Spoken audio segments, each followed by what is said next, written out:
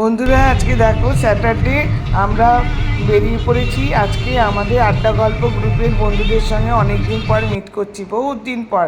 এই যে আমি আমার যা বেরিয়ে পড়েছি, আর ওইদিকে ওই আর তিন বান্ধবী বেরিয়ে পড়েছে।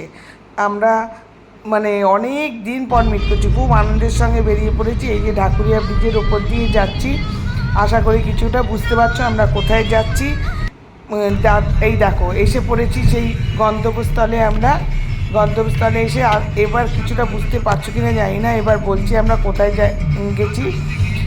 খুব মানে অনেক দিন ধরে প্ল্যান করে করে আজকে সেটা সাকসেস হয়েছে। যে রাস্তায় এত জ্যামজট ছিল, মাঝখানে বৃষ্টিও শুরু হয়ে গেছিলো। আমরা তো ভাবলাম হয়ে গেল, বৃষ্টি এসে গেছে, কিন্তু একটু পরে আবার বৃষ্টিটা থেমে গেছিলো। এই দেখো আমরা কোথায় এসেছি তোমাদের দেখাচ্ছি, দাঁড়াও একটু। এত জ্যাম যে বলা যায় না, গাড়ি যে এই দেখো দেখেছো কোথায়, সাউথ সিটি মল।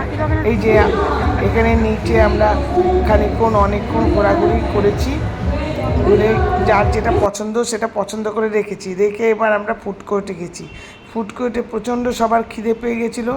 ফুড কোর্টে গিয়ে আমরা সব এই যে বিরিয়ানি খেয়েছি। এই যে দেখো পাইনাপেল জুস এত সুন্দর ছিল, পাইনাপেল জুসটা কী বলবো। আর তার আমাদের এক বান্ধবী আবার লস্যি নিয়েছে, কিশোর লস্যিটাও এত ভালো ছিল, যার জন্য আমরা না কী করেছি, এই পাইনাপেল জুসটা খেয়ে আবার কিশোর লস্যি নিয়েছি। কিশোর লস্যি খেয়ে আড্ডা মেরে কেনাকাটা করে এই বাড়ির উদ্দেশ্যে আমরা রওনা দিয়েছি। এত জ্যামজট রাস্তায়, অনেক দেরি হয়েছে।